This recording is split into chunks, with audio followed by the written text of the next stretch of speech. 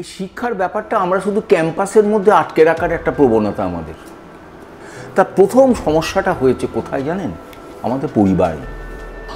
মুশকিল হচ্ছে যে আমরা টিচার্সরা আমার স্কুল কলেজের ক্যাম্পাসে আমরা শাসনও করি, আদরও করি।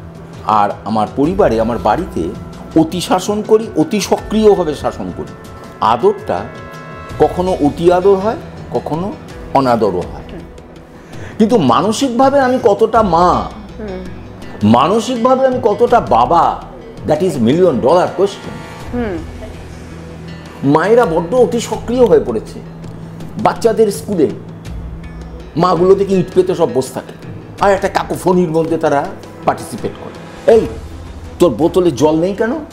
বলো মা আমার পাশে ওই অতীন না, ওর জল ফুরিয়ে গিয়েছিল তাই দিয়েছি। তুই তোর জল ওকে দিয়েছিস কেন? Is it a lesson? এটা কি শিক্ষা?